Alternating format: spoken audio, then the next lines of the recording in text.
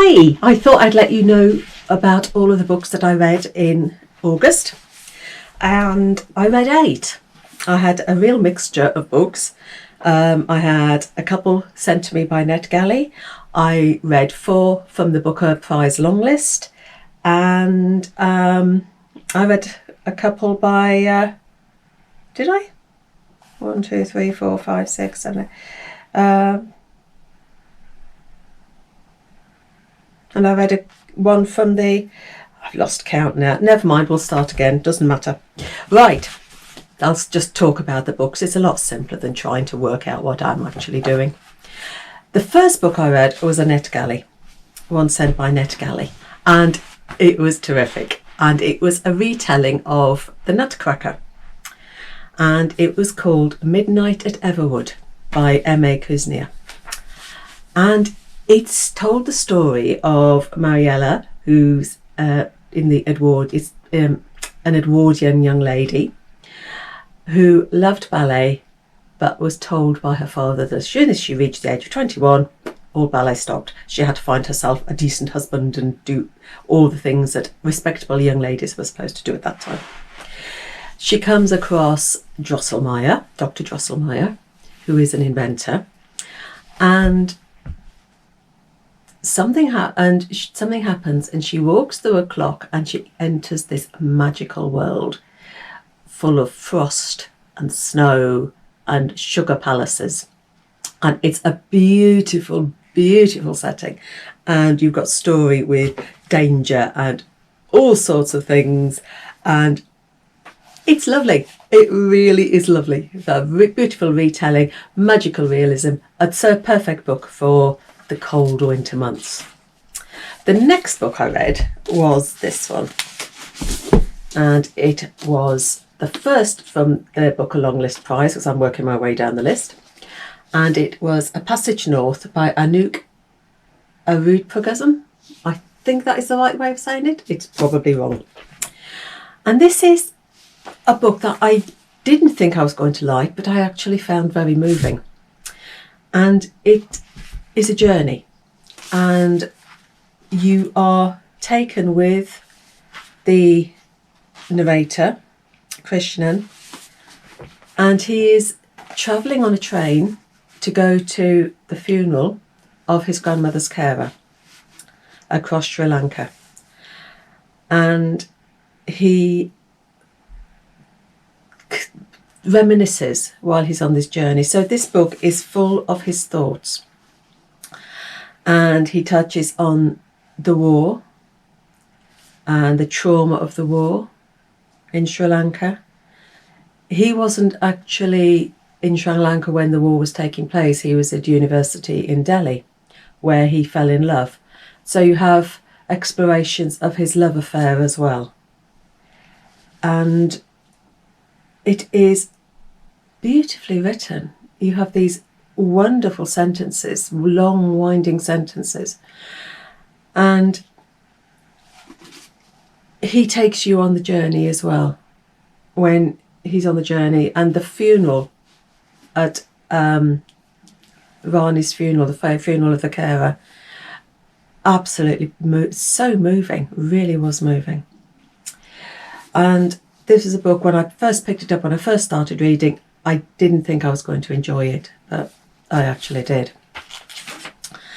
The next one was another NetGalley read, and it was Call of the Penguins by Hazel. And this took us back to the life of Victoria Macready. And we first met her in Away with the Penguins. That was the first novel. But you don't need to have read that to read this one. And she is 87. She's a millionairess, and she loves penguins. That is Victoria Macready, and she's a wonderful character. And she gets called upon by a friend to go and be a co-reporter in Australia and the Falklands, is part of a wildlife series. So she goes off to Falklands, and in the meantime, her grandson leaves his girlfriend in Antarctica, and he goes off to Canada to find out about the father that he never knew. So you've got a lovely heartwarming story with that one. The next one was another from the book A Long List, and it was second place by Rachel Cusk. And I didn't find this one as moving as I did the first one.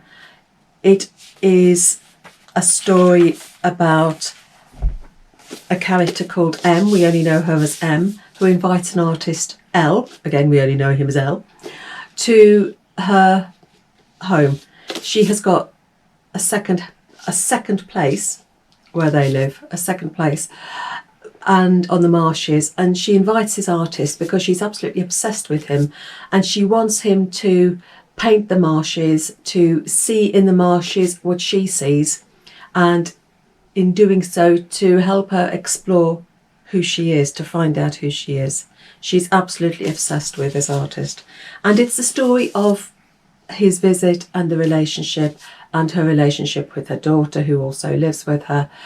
And again, I mean, you can't fault the writing, you can't fault the descriptions. It's just that I didn't find it moving, sorry. You know, we're all entitled to our own opinions, but it didn't speak to me in the same way that one did. The next one was, let me get my book again. Oh, it's a thriller. It's one of these claustrophobic thrillers, and it's called Hide by Nell Pattison.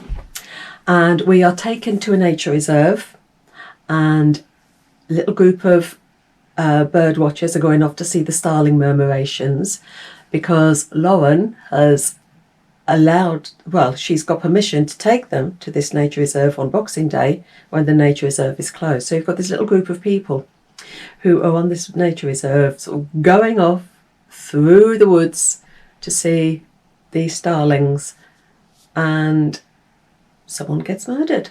So, and the rest of the group are saying, who did it? Was it you? Was it you? Was it you? And you're the reader, and you're saying, was it him? Was it her? Was it? And it is one of these claustrophobic things, because there's no way out. They are stuck in this snowy wood because it's now snowing, it's dark, and one of them is a murderer, but who is it? And they've got to get back to the visitor centre so they can ring the police. But the journey, well, you know, it's a thriller. Really good one, that one. I enjoyed that one tremendously. The next one was another from the book A Long List, and it's The Promise. And this one is set in South Africa. And it is, let me get my notes, and it's almost the disintegration of a privileged white family. You've got 4 parts, and each part deals with a character and a funeral. And the whole book starts with a promise, because when Rachel, the mother, dies, she makes her husband promise that they will give their house servant the house that she is living in while she works with them. He will sign it over to her. And the whole book is about the promise that just get pushed to one side, almost forgotten about. And this, I enjoyed this one as well. And what I particularly liked is that you have got a narrator. You don't know who the narrator is. You don't know whether it's male, female, but the narrator sees everything, and you get the book moving in different perspectives, from first person, second person, third person. At some points he's talking to the characters themselves, and at other points you're seeing what's going on through the eyes of animals. And it is, you in the beginning you're thinking, well, you know, this is, where am I, who am I? But it is so interwoven and weaved. Oh, it's woven so intricately. That is a really good one as well. The next one, getting near the end, I've only got 2 more to go. It was one of my 99p Kindle deals, and it was the story of Ted Hughes and Sylvia Plath, told as a fictional account by Connie Palmen, and it's called My Story, Your Story. And she'd read Ted Hughes's work, and from his work she'd created this fictional account of the relationship between the 2 poets. and it's an exploration of their relationship from his point of view. That was a really interesting read, and on the back of that I'm now going to find more of Ted Hughes's poetry and Sylvia Plath's and read it again. Well, say read it again, I don't think I've ever read any. I don't think that I might have read something for Ted Hughes when I was teaching, and I had to teach one of his poems, but the rest of his work I've never really looked at. And the final one is this one, and it's number 4 on the book along list, and it's The Sweetness of Water by Nathan Harris, which is his debut novel, and it's set in just after the American Civil War, and it deals with a couple of slaves, Prentice and Landry, who have been freed, who've been told that they're now freed men, and they go to work for a southern farmer, George Walker, and his wife, and it's their story and the way that, by the fact that they are working with him, the effect that it has on the town and the way the town treat the Walkers and the slaves, ex-slaves, and a really good book. My favourite of the month, it has to be, sorry, I know I've been reading the Bookers, I know I've been reading other things, but it had to be the magical realism, the retelling of the Nutcracker Midnight at Everwood. That was just so magical, and that is my book of the month this month. So we're coming up to autumn now, September, so we'll see what books I read in September. There will be some more from the book along list, so what else I'll pick up as well, I don't know. So I will see you next time. Happy reading in September, and bye.